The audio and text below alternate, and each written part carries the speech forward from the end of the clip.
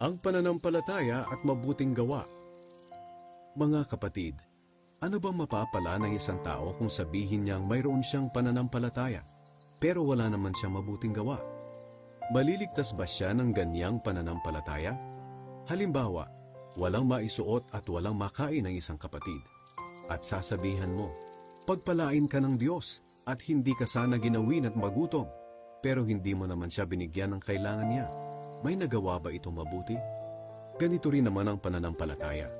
Kung hindi ito kinakikitaan ng mabuting gawa, wala itong kabuluhan. Kung talagang may magsasabi, may pananampalataya ako, at ikaw naman ay may mabuting gawa, ito naman ang isasagot ko. Paano ko makikita ang pananampalataya mo kung wala ka namang mabuting gawa? Ipapakita ko sa iyo na may pananampalataya ako sa pamamagitan ng mabuti kong gawa.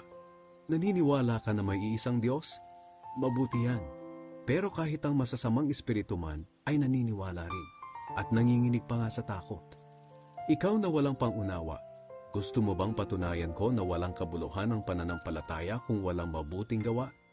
Hindi ba't itinuring na matuwid ng Diyos ang ninuno nating si Abraham dahil sa mabuti niyang gawa nang ihandog niya sa altar ang anak niyang si Isaac? Makikita mo na ang pananampalataya niya ay may kasamang mabuting gawa. Naipakita na tunay ang pananampalataya niya sa pamamagitan ng mabuting gawa. Natupad ang sinasabi ng kasulatan. Sumampalataya si Abraham sa Diyos at dahil dito, itinuring siyang matuwid. Tinawag pa nga siyang kaibigan ng Diyos. Dito niyo makikita na itinuturing na matuwid ng Diyos ang tao dahil sa mabuti nitong gawa at hindi dahil sa pananampalataya lamang.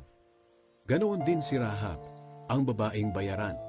Itinuring siyang matuwid dahil itinago niya ang mga espiya ng mga Israelita at itinuro ang ibang daan para makatakas sila. Kung paanong patay ang katawang walang espiritu, patay din ang pananampalataya kung walang mabuting gawa.